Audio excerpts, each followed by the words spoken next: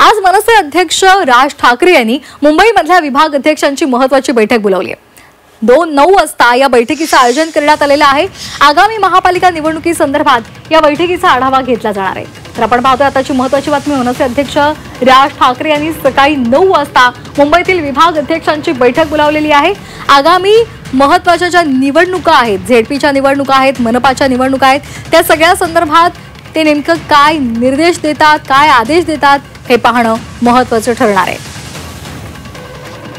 या संदर्भात अधिक माहिती देत आहेत आमचे प्रतिनिधी मनोज कुलकर्णी। मनोज, आज महत्त्वाची बैठक राज ठाकरे यांनी बोलावलेली आहे।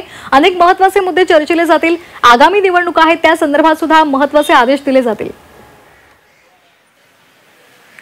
अगदी बरोबर आहे। सुप्रीम कोर्टाने महाराष्ट्रातल्या स्थानिक स्वराज्य संस्थांच्या निवडणुका घेण्याचे आदेश दिलेले आहे आणि त्याच अनुषंगाने आता महाराष्ट्र नवनिर्माण सेनेचे अध्यक्ष राज ठाकरे यांनी मुंबईतले सगळे जे विभाग अध्यक्ष आहे त्यांची आज बैठक बोलावलेली आहे आणि मी शिवतीर्थ या ठिकाणी आहे। या ठिकाणी मुंबईतले बहुतांश जे विभाग अध्यक्ष आहेत ते या ठिकाणी पोहोचल्याचं पाहायला मिळते। त्याचबरोबर मुंबईचे अध्यक्ष संदीप देशपांडे हे सुद्धा या ठिकाणी आल्याचं पाहायला मिळते आहे। गेल्या काही दिवसापूर्वी राज ठाकरे यांनी प्रत्येक विभाग अध्यक्षांना मुंबईतल्या वेगवेगळ्या ठिकाणी जाऊन तिथली कशा प्रकारची परिस्थिती आहे याची रिपोर्ट मागवला होता।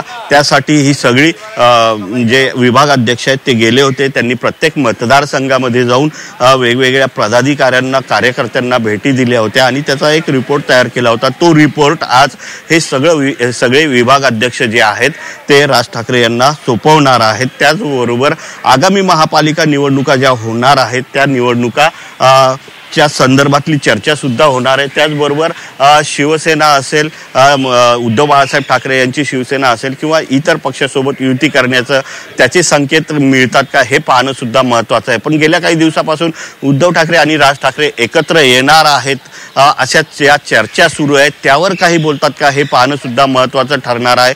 परंतु जर असा एक कयास लावला तर इतक्यात या संदर्भात मात्र कार्यकर्त्यांना काहीही सांगण्यात येणार नाही।